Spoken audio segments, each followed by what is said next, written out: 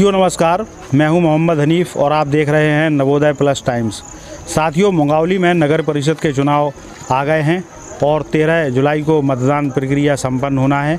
यहां पर 15 वार्ड बने हुए हैं जिनमें तमाम पार्टियों से और निर्दलीय प्रत्याशी अपनी अपनी किस्मत आजमा रहे हैं। इस समय हम खड़े हैं नगर परिषद के वार्ड क्रमांक 13 में, जहां हमारे साथ कई मतदाता मौजूद हैं जो अपने मत का 13 जुलाई को प्रयोग करेंगे।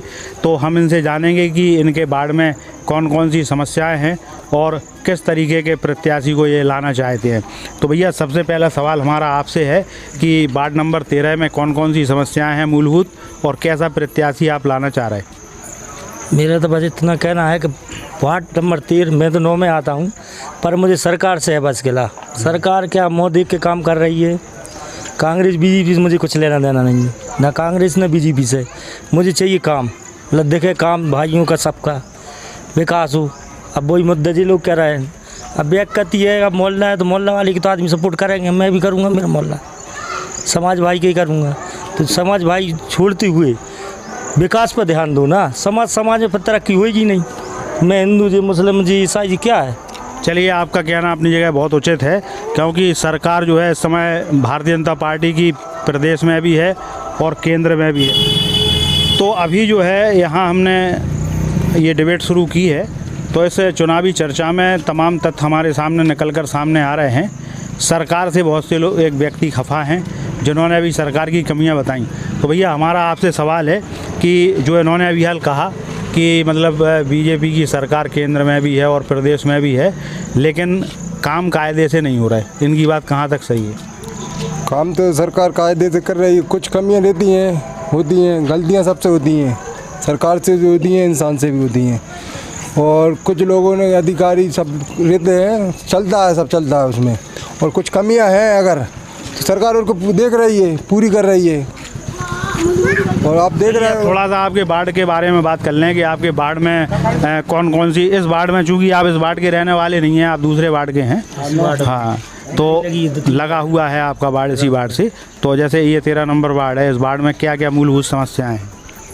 लगभग तो पूरी है, सड़क डली है, थोड़ी सी रह गई टुकड़ी, बस नल भी चल रहा है। बाकायदी समस्या तो सही है, बस महंगाई का मुद्दा है। बस महंगाई का मुद्दा तो ये जो है देश स्तर पर है, और पेट्रोल डीजल के दाम, गैस के दाम, तमाम चीज़ों के दाम बढ़ रहे हैं। तो ये चूँकि छोटा चुनाव है, क्षेत्रीय चुनाव है, तो यहाँ पे हम क्षेत्र के बारे में बात कर लेते हैं। तो आपका क्या कहना है, मतलब आप अपने वार्ड में किस तरीके का प्रत्याशी लाना चाह रहे हैं?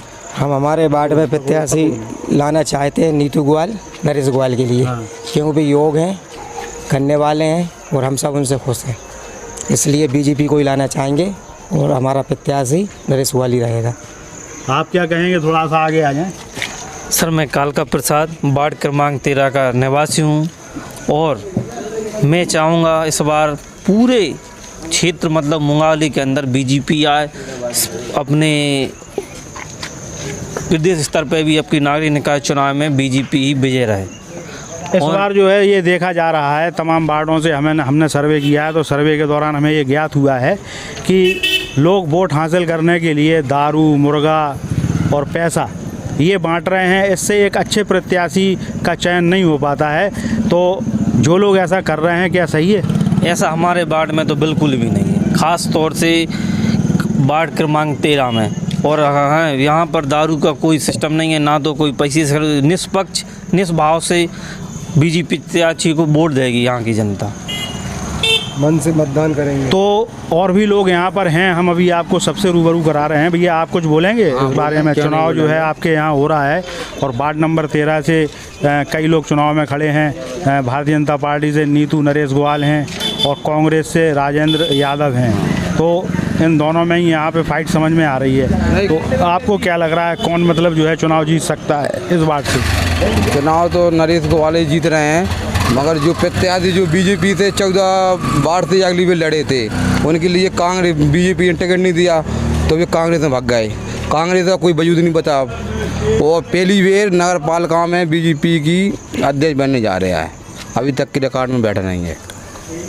और जहाँ बहुत से काम करा है सरकार ने भी, और पहली बार नगर पालिका में बैठ रही बीजेपी, तो अब की बार और नगर में बहुत विकास होगा। 15 साल से आपका कहने का मकसद ये है कि केंद्र में और प्रदेश में भाजपा की सरकार है और भाजपा के ही प्रत्याशी का वजन यहाँ पे ज़्यादा आंका जा रहा है। तो आपका कहने का मकसद ये है कि अगर भाजपा का प्रत्याशी जीतता है तो विकास होगा। बिल्कुल यही है। विकास होगा कि सरकार बैठी है, सरकार की योजना पूरी मिल रही है, आवास योजना मिली है। आप 15 साल से कांग्रेस का मेंबर था, ये चौतरा का, आप खुद देख लीजिए, इसकी वीडियो बना खुद डालना आप। अभी तक कोई काम नहीं हुआ। पहली बार है कि नगर पालिका में बीजेपी की सरकार बैठने जा रही है। तो देखिए इस वार्ड में जो है एक तरफा नीतू नरेश ग्वाल की लहर चल रही है और चूंकि वे भाजपा के प्रत्याशी हैं और केंद्र और राज्य में भारतीय जनता पार्टी की सरकार है, तो इस चीज़ का भी उन्हें लाभ मिल रहा है।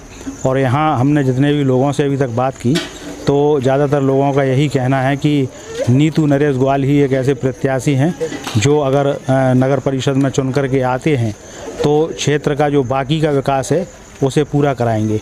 नवोदय प्लस टाइम्स के लिए मुंगावली से मोहम्मद हनीफ के साथ कैमरामैन कामिल अली और राहिल की रिपोर्ट।